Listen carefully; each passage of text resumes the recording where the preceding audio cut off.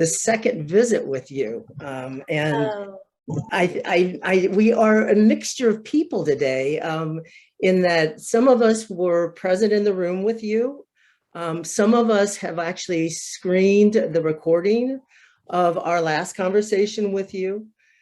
Some of us are coming to this, cold and with just looking at the book, reading portions of it, and some are just completely fresh. So I'm going to try to quickly summarize our last conversation for everyone.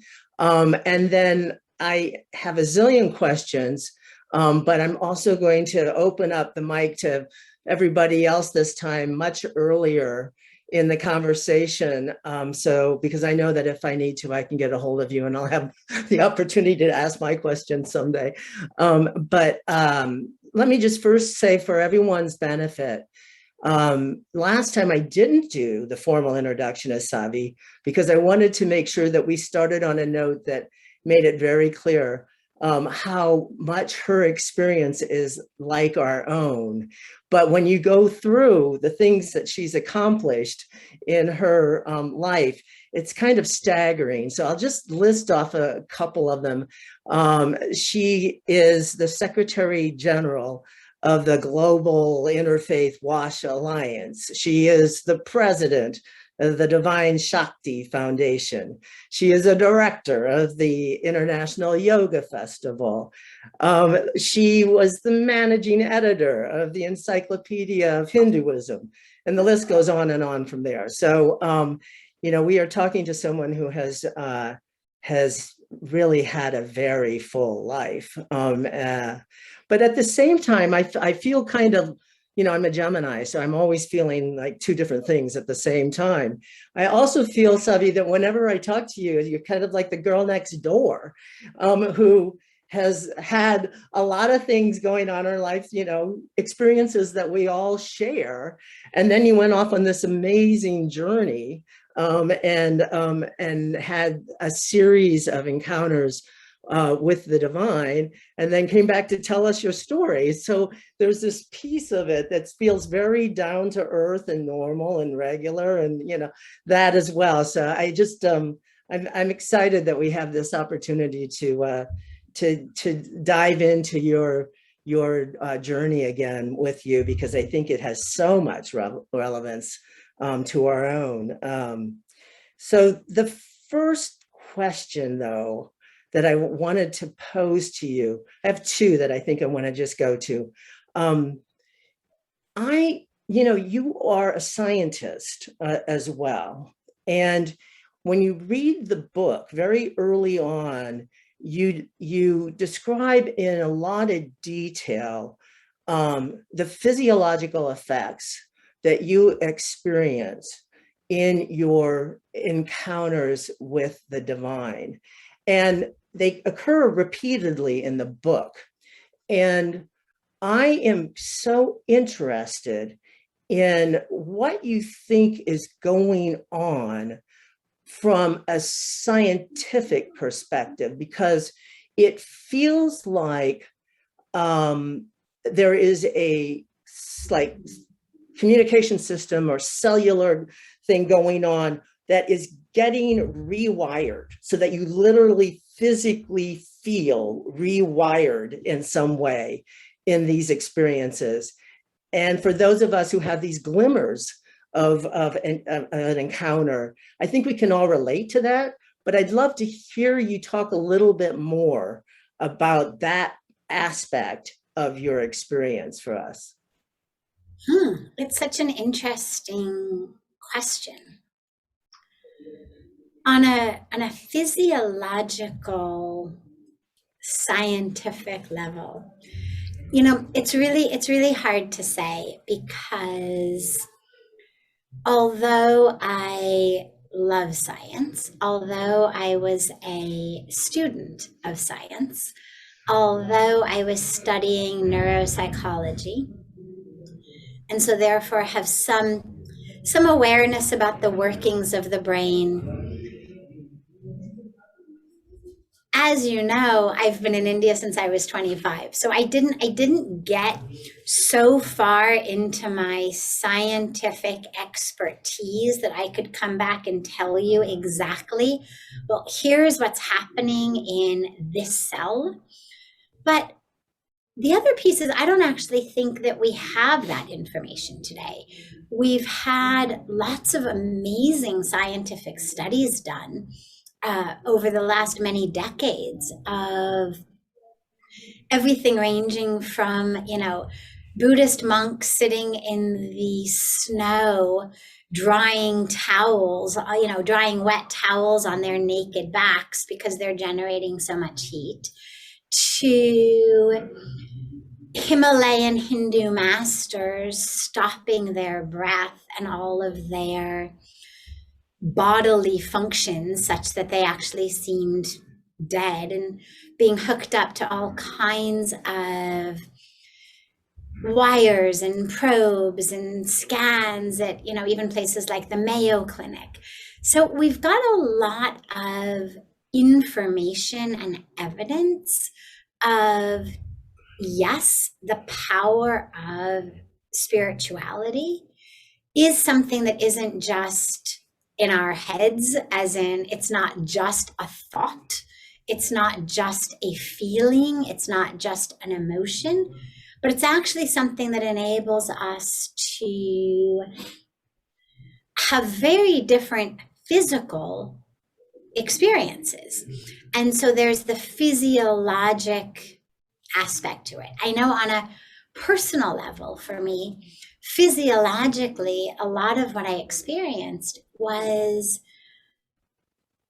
I had been raised very somatically focused. My parents, especially my mom, was always really focused on being healthy, being well, like the slight little thing here or there, from a black or blue mark to a scratchy throat to anything, would lead her into this sense of, oh my God, something's wrong. Okay, we have to, fix it. And I was raised to always be not just aware, but hyper aware, hyper vigilant, hyper somatically focused, as in the body is an enemy and it's always kind of lurking in the shadows, ready to pounce on you. And when I had this incredible spiritual awakening experience, which in and of itself was very physiological in terms of that which I could see, that which I felt on a very palpable and tangible level, to the experiences that I had after that of absolute expansion of the flow of energy, whether you call it Kundalini energy or you call it chakras, whatever word you use, because of course at the time I had no words for it. I didn't have any of that vocabulary.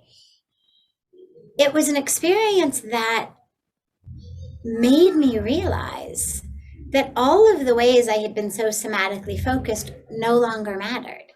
I was pretty much not sleeping at all and was wide awake, full of energy.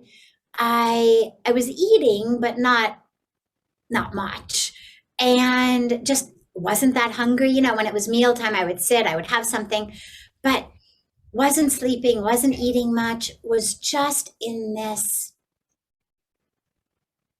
intoxication, this spiritual ecstasy in which the body just so beautifully went along with it.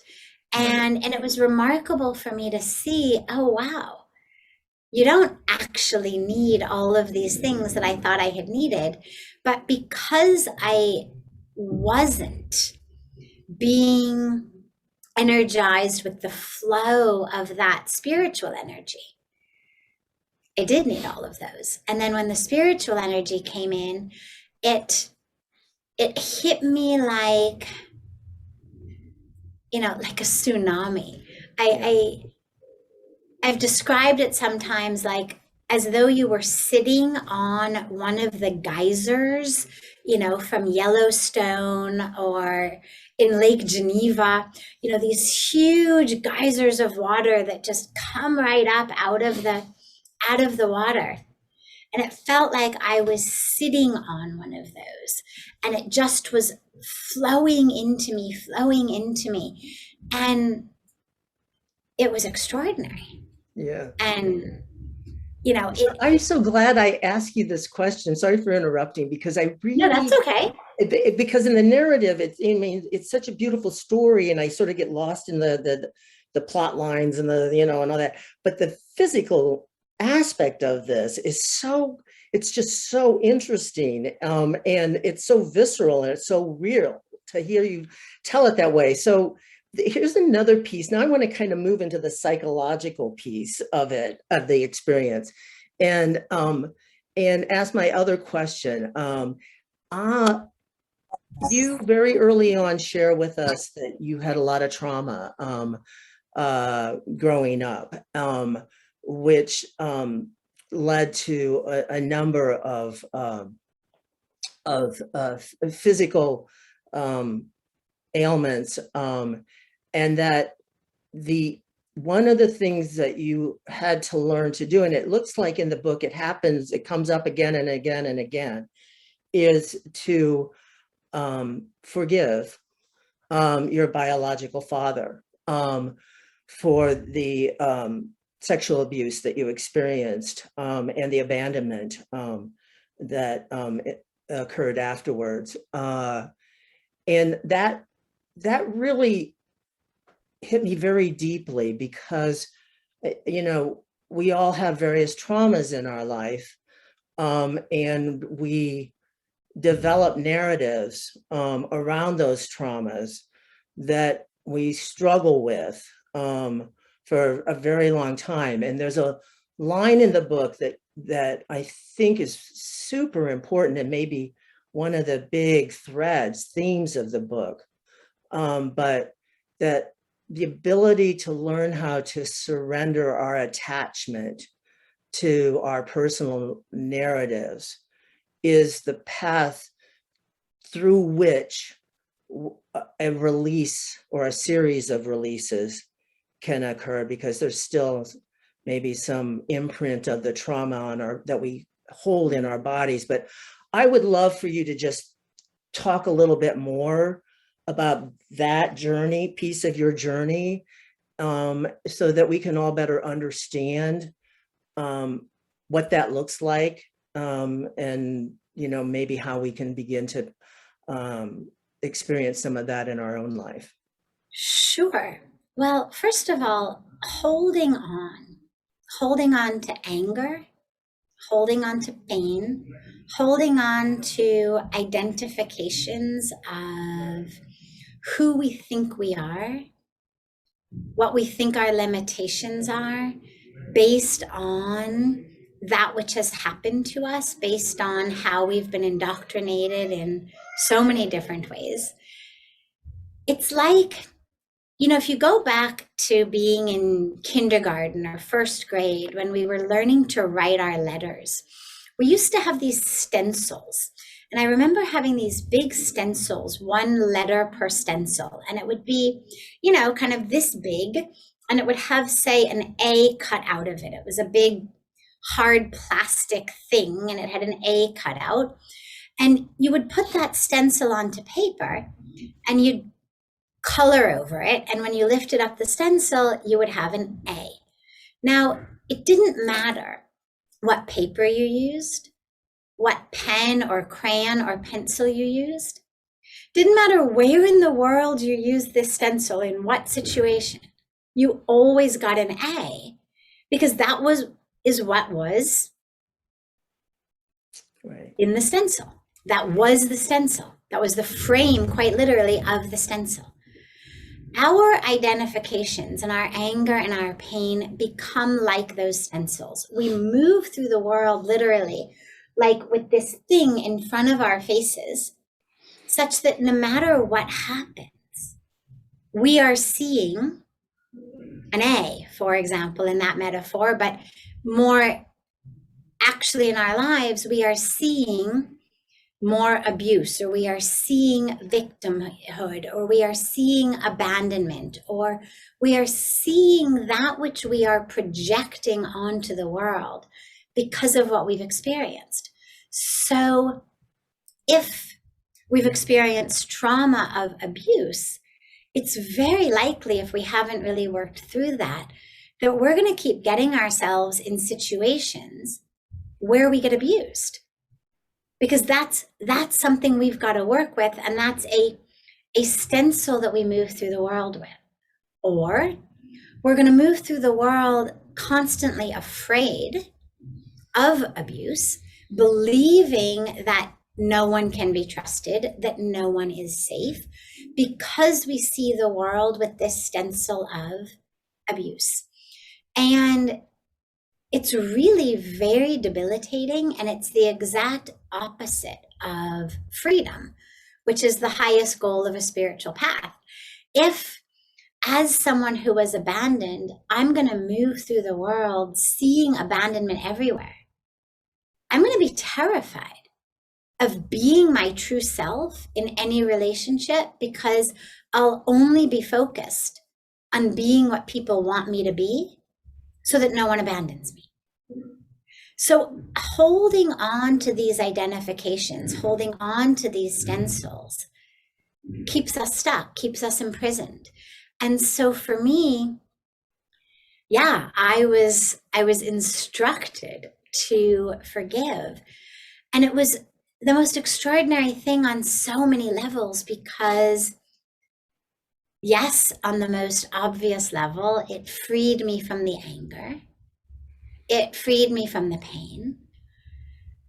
But on a deeper level, it freed me from the identification as the one to whom these things happened, which meant that I no longer needed to move through the world as a survivor of this or a victim of that.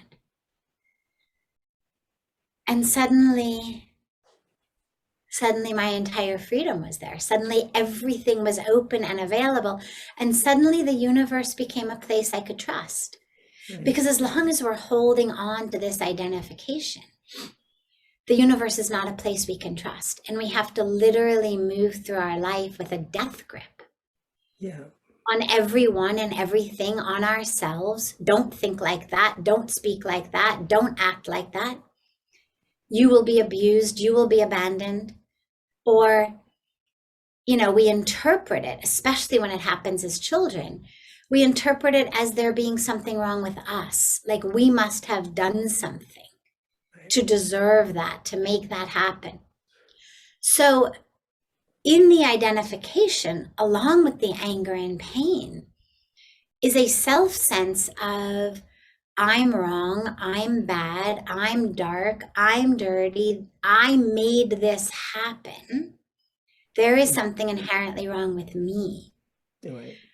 And when you forgive, then it literally makes you free from the whole shebang, the story, the emotional aspect of it, the pain, the grudges, and your whole identification that you're moving through the world with, like this stencil. Yeah.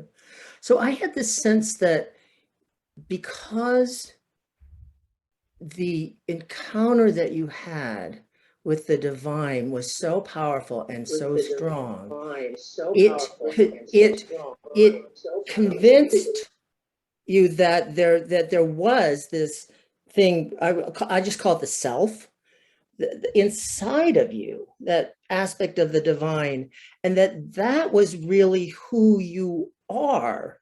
And once that, it's almost like a switch of your identification from this narrative that you've been telling yourself all this time, that's who I am, to no, there's this thing, this being inside of me that is kind of beyond all of that, and that's who I really am. And once you kind of get to that realization, then it's like, oh well, I don't need that narrative anymore, because that's not actually real. That's, I'm not saying it very well, but No, I, it's perfect. It's a shift. It's a shift in focus. right. And, I'll tell you a funny story that at the beginning is going to seem entirely unrelated, but you'll get to it with the punchline. When I was 17 years old in my senior year of high school, we were given 3 weeks to do a senior project. The last 3 weeks of high school, everybody had already gotten into college, everything was set, it really was kind of irrelevant. And I went to this wonderful private school where we were encouraged to experience and expand and discover ourselves. And so we were given these 3 weeks. And for my senior project, I went to Paris with my boyfriend. Seemed like an appropriate project to do. So this, of course, was 1993. So days long before Google, long before smartphones, long before any of that. And we were standing middle of Paris. We had gone to see the Arc de Triomphe. And we, of course, had our map and we're standing there. And I'm looking at the map and I'm looking up at where the Arc de Triomphe should be. And it's not there. And I'm baffled, like, what has happened to the Arc de Triomphe? I'm on the right road and here we are, and where is it? And they used to have payphones very, very frequently. And so I went into a payphone and I actually called my parents back in LA to tell them that, lo and behold, the Arc de Triomphe had been relocated, moved, demolished, something, because it no longer was there. And they were very sweet, and they listened to me give all of that. And of course, the first thing they wanted to know was, was I on the right street? And yeah, we sorted all that out. And finally, my mom said, "Is it possible you have the map upside down?" And I thought, turned the map the other way. Lo and behold, we were exactly in the right place, but we were just simply looking in the wrong direction because I had the map upside down. And the minute we turned around, well, there was the Arc de Triomphe right in front of us, exactly where it should have been. And I love the story for 100 reasons, but especially in relation to your question, because with my upside down map, I was convinced the Arc de Triomphe no longer existed, had been demolished. And it was just a simple shift of, instead of facing this way, turning and facing that way. That was it. Instead of looking left, you look right. There it is. Right. Suddenly everything is right in the world. And with the spiritual experiences that I had, they obviously on every level were a lot more powerful than uncovering the Arc de Triomphe, but it was that same idea of, I've been looking at this whole thing upside down the wrong way. Right. I'm not that, I'm this. Right. Beautiful. That exists, like the empty street exists, but that is not where the Arc de Triomphe is. Right. The Arc de Triomphe is this way. And with myself, it was that same thing of, okay, yeah, that which happened exists. The world you live in exists. The culture, the society, the media, all of that exists. The relationships exist, your body exists, but it isn't you. You've been looking in the wrong direction to find you. And that's what so many of us do, is we identify based on kind of the mirrors that the rest of the world holds up, which frequently all have to do with the size and shape of our body, the color of our skin, the size of our bank account, where we are on career ladders or social ladders. Because when we meet people, sadly, that's what we tend to see in them. And so that's what we tend to mirror back to them. God, you look great. Did you lose a bunch of weight? God, you look wonderful. You got a great tan this weekend. Where were you in the sunshine? We are constantly mirroring to people. You are what you look like. You are your history. You are your story. And so we internalize that. The media does it fantastically. Now we have social media coming out of, every orifice of our body all day long. So we're constantly seeing and judging and identifying ourselves based on that which is not self. And it leads to suffering. And with the spiritual experience, you realize, oh, wow, I'm not that. I'm not any of that. Wonderful. Thank you for sharing that. So I guess I'll just continue. So, one of the other things that I think we as a culture are very attached to is the sense that we are what we do. It's the culture of doing. I think this is, I would like to say it's true of everyone. I know it's especially true of men. And you obviously have lived a life of great accomplishment, but it comes from a different place, I think. And I know that in the book, there's a moment where I think you're in Hawaii and you're exhausted and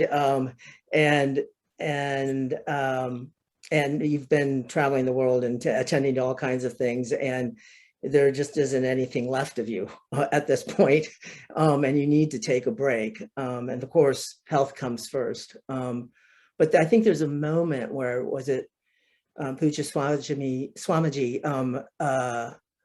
says, you need to realize that you're not the doer, and that, we're just the portal through which all this is coming through.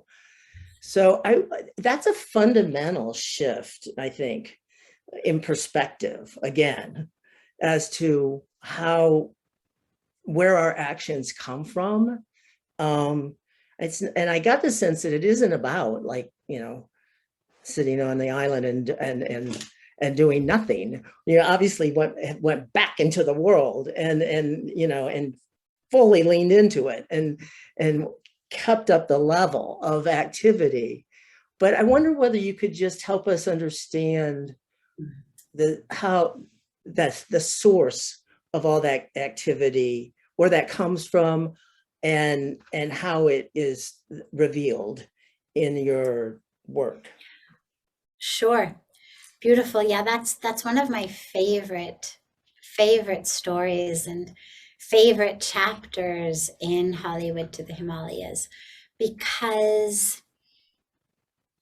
I was so burned out. It was the first time it had happened. It was, 10 years ago now. So I had been here 15 years and had been serving with great joy and great ecstasy and surrender. But something over the 2-3 years prior to that, it had just been too much. And it had been too much with really tight deadlines. The Encyclopedia of Hinduism was being launched, and oh my God, the Dalai Lama was showing up, and it had to be done. I mean, there was no flexibility at all of that. And so many other things were happening at that time that had those sorts of deadlines. And I had given it everything. And I was burned out. And yeah, we spent 3 days in Hawaii. And for me, we're going to be in Japan for a function, then in California for a function, and had these 3 days and some devotees in Hawaii had been saying for years, "Ki please come, please come." So Puja Swamiji agreed, which was amazing. And as I share in the book, the first morning, I woke up early by habit, and then I was like, I'm on vacation, I'm going back to sleep. And I went back to sleep, and I wake up sometime, mid-morning. It wasn't like I'd slept till noon, but it was no longer 5 a.m. And I go out, and they had this beautiful backyard overlooking the Pacific Ocean. And Puja Swamiji's sitting at the table. He's already had breakfast, and he's writing in his book, little notebook, little diary he keeps. And he said, "I'm so happy." He said, "This was such a great idea." He said, "I have planned where we're going to put all of the toilets in the upcoming Kumbh Mela, this big upcoming spiritual festival that was expecting 150 million people, a sanitation and hygiene disaster. And our Global Interfaith Wash Alliance is focused on water, sanitation, and hygiene." So he was very excitedly planning all of those toilets. He said, "Yes, before breakfast, I planned all the ones for the Char Dham Yatra, this spiritual pilgrimage near where we are in Rishikesh." And I was amazed, because to me, a vacation meant no work. And here he was sitting on this patio overlooking the Pacific Ocean, and he was planning toilets. And it was inconceivable to me. And he said to me, he said, "The problem is you still think you've been a happy doer, you've been a surrendered doer, you've been a beautiful doer, a generous doer, a tireless doer. But up until now, you felt like it was you doing it. And when it's you doing it, you get really tired. And there's a lot of stress, because the fatigue that comes to most of us is not so much just physical fatigue. I mean, there's some of that, obviously, if you're not sleeping enough. But the real fatigue that wears us down is the mental fatigue. Right. That sense of, I am the doer. Gotta do it this way. What if it's not taken well? What if this? What if that? My name, my way. That sense of this burden upon me. And he said, "You're not the doer." He said, "God is the doer. You are just blessed to be chosen as an instrument through which so much doing happens. And if you could realize that, then instead of being tiring, this would all be energizing, because you would feel that just flow of God through you." And I already had experienced that when I started giving satsang. Because for me, when I give satsang, it's always that. It's always just, I am a vessel, I am an instrument, and someone else is speaking through me. But I hadn't yet really incorporated that in my day-to-day work. It still felt like I'm the one who's got to do this, and it's up to me, and oh my God, why is it all on my shoulders, and why can't anybody else do anything, and why is it I'm the only one, and the stories that we all tell ourselves. And it was such a powerful teaching. And it doesn't mean that we don't do. It doesn't mean that we sit on the couch, eating potato chips, watching soap operas, waiting for doing to somehow burst through our ceiling and come through us and then just happen. We act, we engage in action, but with the awareness that the actual doer is the divine, and that all we are called upon to do is to act with sincerity, with love, with truth, with compassion, knowing that there is a divine intelligence in the universe that's flowing through, and it's going to flow through us as well. And it isn't all up to us, Right. but rather if we can just be those instruments, Right. it flows through. And it was such a beautiful teaching. And yeah, it's such a powerful way to do, because you keep doing. I haven't gotten any less busy. In fact, I've gotten more busy. But there isn't so much that sense of stress or attachment to it. It's a matter of, okay, I'm here as a hand of God's. Surely God knows how to use me. Surely it isn't all up to me. And that takes the stressful energy out of it. And it enables you to just be this beautiful vehicle through which action happens, service happens. Yeah. I think it's so important, Sadhvi, because I know so many people who are leading very busy lives and they're doing wonderful work, but they're burnout and paying a terrible price for the beautiful things that they do. And it just feels like if we can somehow reorient and understand the source of all that activity that we're undertaking, it would help tremendously. So let's, Sharon, are there any questions coming through now, or? We do have a couple of questions, so I apologize for breaking in, spotlighting. So I'm going to paraphrase here, but Trinity Spiritual Center had a speaker back in October who talked about connecting with the divine through nature.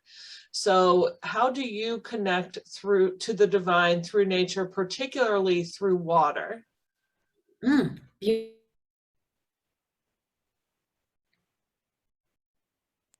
So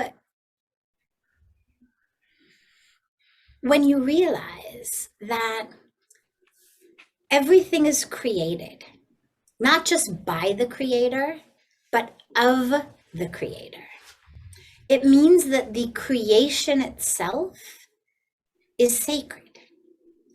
And for me, there is no easier and more powerful place to feel that than in nature. And whether it's water, and if it's Mother Ganga, then it's different, because it's sacred because it's water, but it's also sacred because this is the river that is worshipped as the mother goddess. So there's a whole other special component to the Ganga River. But in general, whether it's bodies of water, whether it's trees, I am a great tree hugger. And in hugging trees, I feel the divine. I feel one with the divine. It's an extraordinary experience of melting and merging into the infinity of the universe. And I can feel that presence of the infinity of the universe, of that divine infinity in the tree. And you feel it literally pulsating in you. And you lose that sense of separation of where you end and the tree begins. And for me, it's just this spiritual intoxication, ecstasy of absolute oneness with the divine. With water as well. With water, it's so interesting because water is constantly changing. If you watch a river, the water is constantly moving. And so you can meditate upon one piece of that river, maybe one rock in the river, let's say. And even though your frame looks the same, ultimately the water is changing. It's actually new water. And so water for me symbolizes, and I feel that interconnection with all, because our physical bodies are water. When we inhale and exhale and speak, along with oxygen and carbon dioxide, we are actually exchanging water particles. That's why in COVID, we've got to wear masks. So there's actually this water that is coming out. There's the groundwater that runs underneath all of us into our rivers and then into our oceans that connect us. So water is really the physical substrate, you can say, of union of all. And so for me with water, I feel so deeply connected to the oneness of all, the absolute unity of all. That this body of water that I've got my hands in is the same as my physical body, is that which is flowing beneath me, is that which is flowing in front of us, is that which is connecting us to people all over the world, to everything all over the world. So yeah, nature, I think, is one of the most powerful ways to experience God. It also is a really powerful way to get free of your ego, because it's really hard to feel like something in nature. Nature is like the great humbler. Whether you're walking through trees that are 30 times as tall as you are, that have been standing for thousands of years or even just hundreds of years, that have withstood everything. Whether you're looking at stars in the night, whether you're looking at the ocean, whether you're looking at a field full of poppies, it's really hard to feel like you are something, or you are like your drama matters, your story matters, your frustration matters. It's very hard to hold on to that in the midst of, a field of poppies or the top of a mountain overlooking a vista. So it's the great humbler, as in, you're kind of nothing, but simultaneously you are everything, because you are one with this extraordinary creation. So this drama of you is nothing, but this truth of you is everything. Wow. That's Thank great. you for that. That's very evocative too, as you're describing connecting with nature. We have one more question. Our lives are jam-packed every single day. If there was one thing you would recommend we can all make 10 minutes a day for, what might that be? How many minutes? 10 minutes a day. 10 minutes. Okay.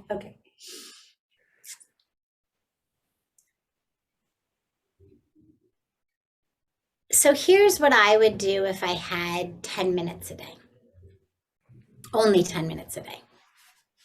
I would spend 2.5 minutes each morning and each evening in a very specific meditation with myself.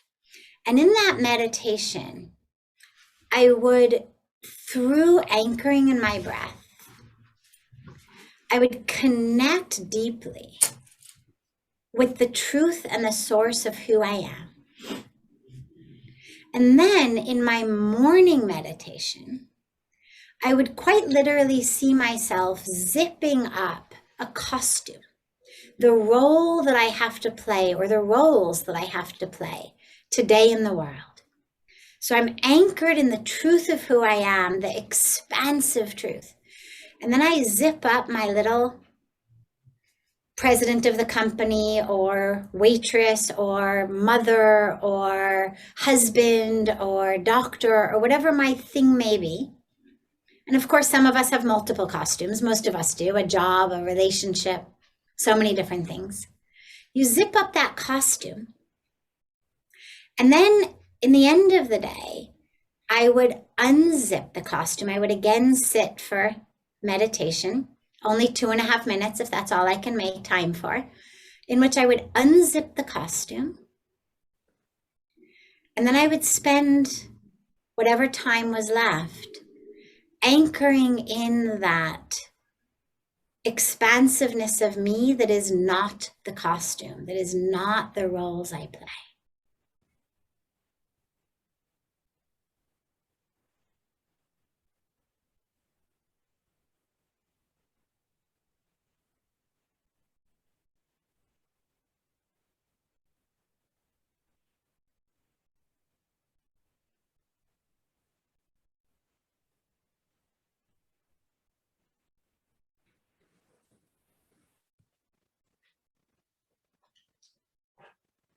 Looks like we may have a little.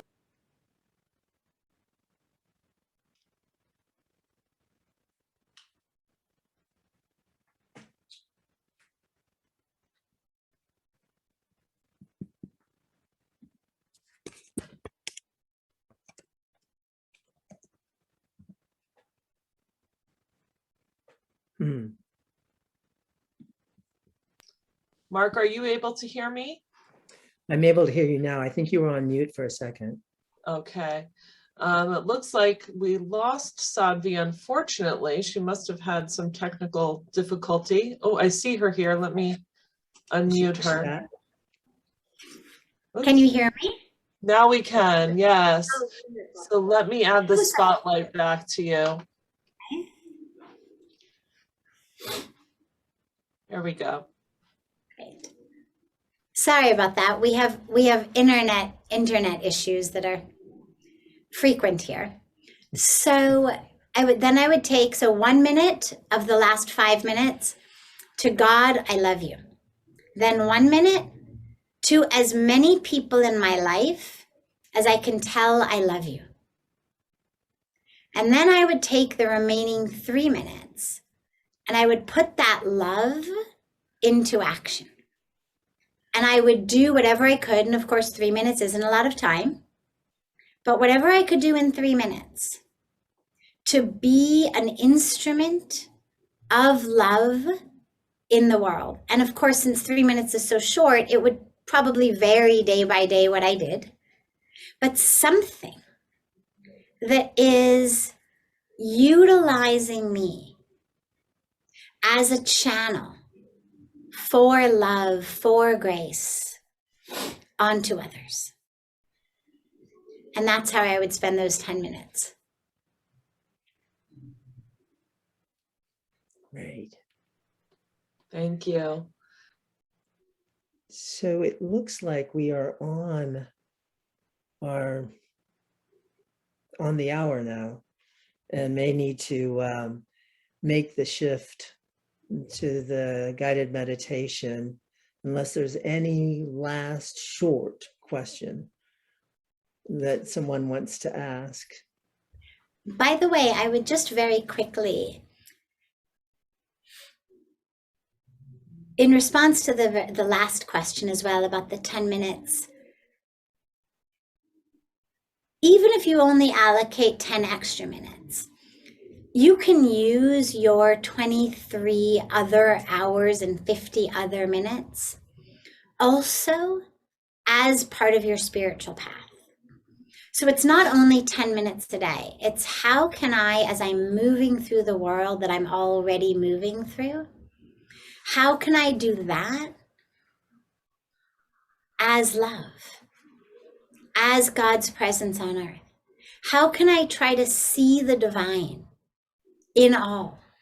So whether it's an employee, an employer, a family member, someone checking you out at the grocery store, the person driving the car in front of you who just doesn't know how to put their foot on the gas pedal and move and is making you late. Can you see the divine in them? And if you allow yourself as you move through the world to focus on seeing the divine, whatever your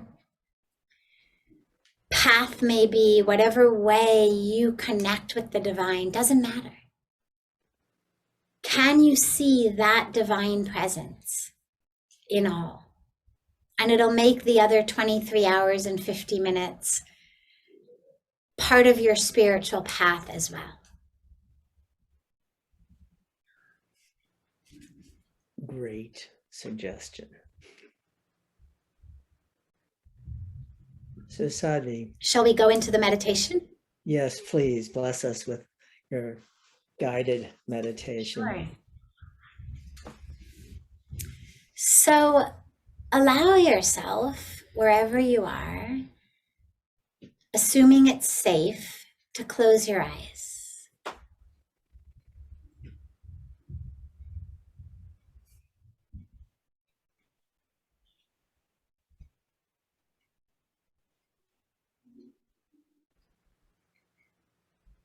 And allow your awareness, your attention,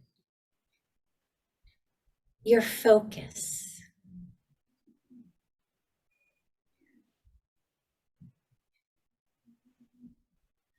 to withdraw from the world outside of you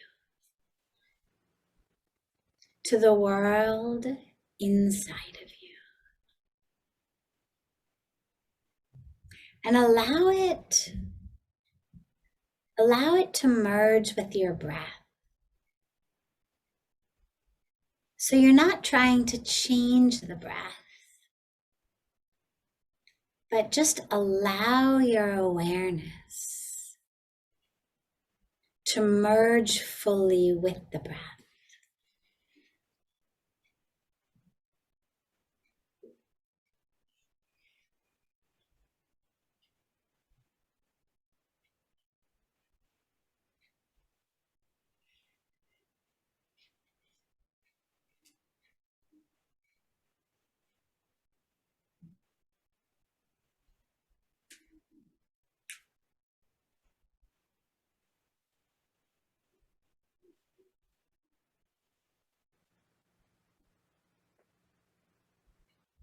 Now take that awareness of the breath from your chest or your rib cage or lungs, where most of us focus on the breath, and drop that awareness as low in your abdomen as you can. So bring that awareness of the breath very low in the abdomen, below your belly button.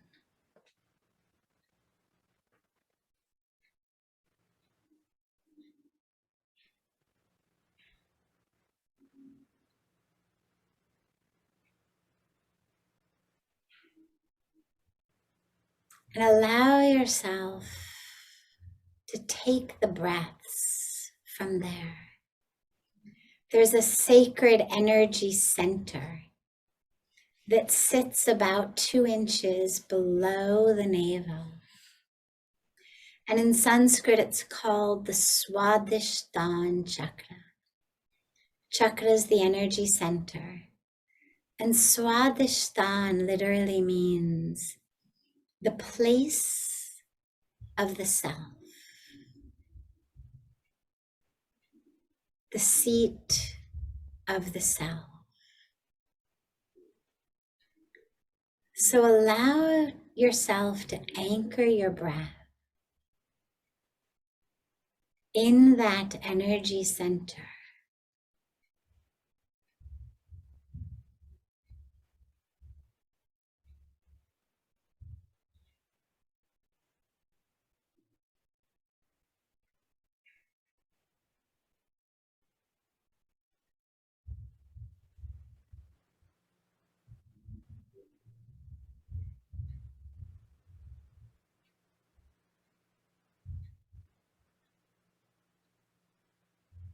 As you inhale, feel the petals of the lotus flower. The energy center is seen as a lotus flower. So as you inhale, just feel those petals opening and opening, and expanding and expanding.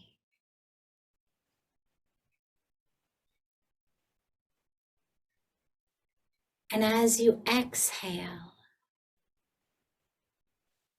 allow yourself to sink deeper and deeper into that seat of the self.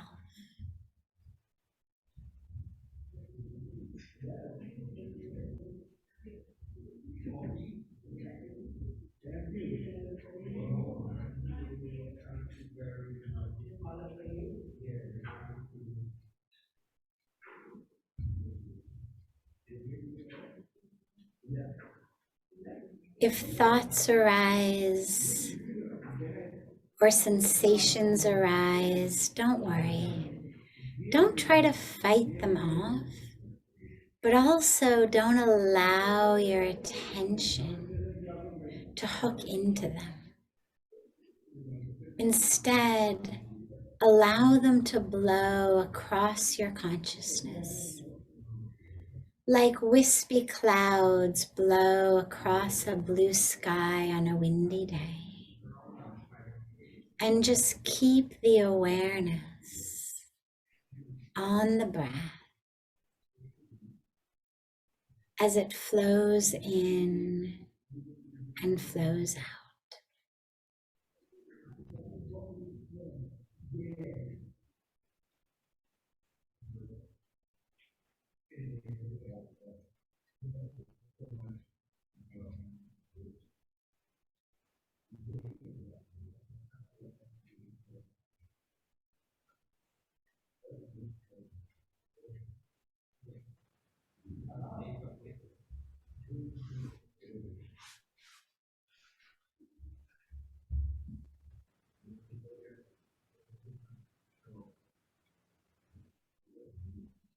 As you inhale, feel yourself being filled with the sacred energy,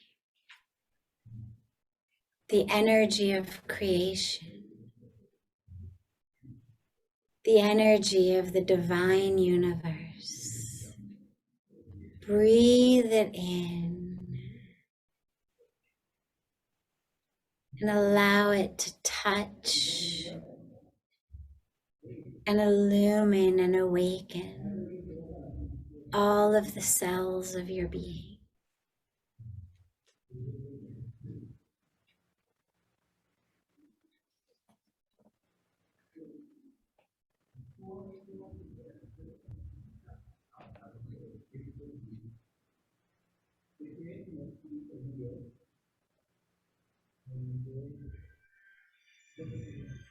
And on the exhalations, allow yourself to let go.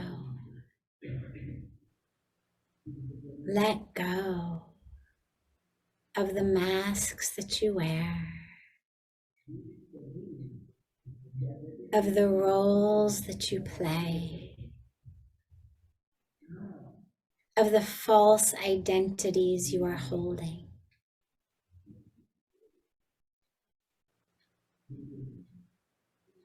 Just exhale and let them go.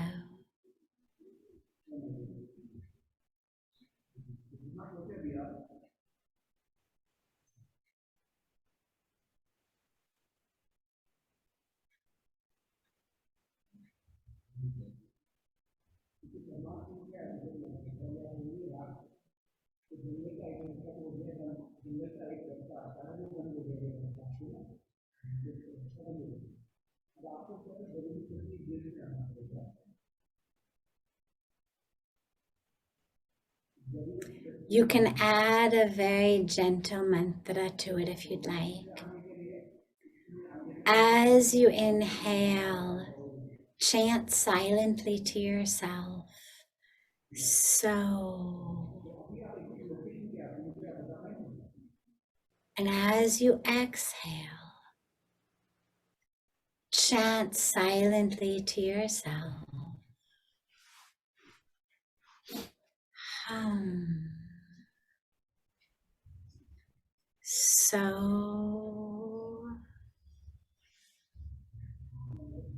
hum. It means I am that. I am one with the Creator and one with the creation. I am the universe. I am that. So hum.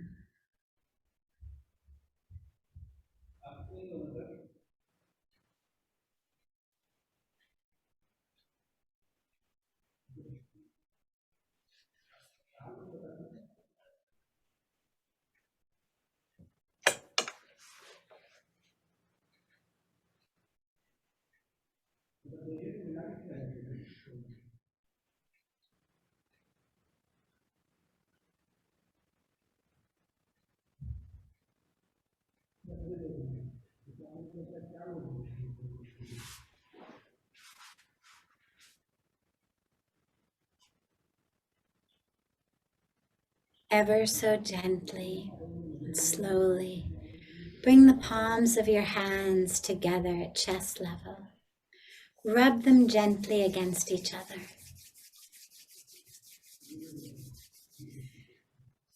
Press your palms into your closed eyes. And ever so gently, open the eyes and lower the hands.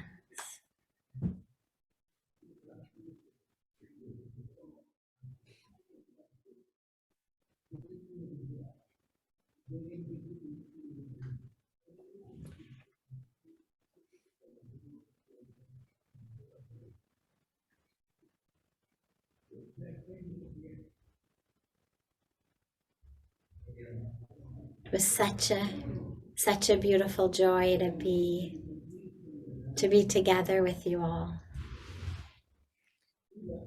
Sadhvi, we can't thank you enough. I don't want to break the stillness that I think everybody's feeling in this moment, but I know you need to go. And so do we.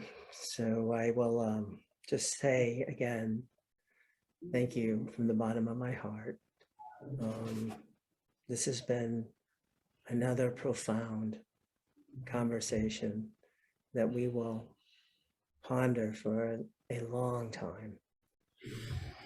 And with that, I will close out with my favorite saying, may you be happy, may you be well, may you be safe, may you be peaceful and at ease until we meet again.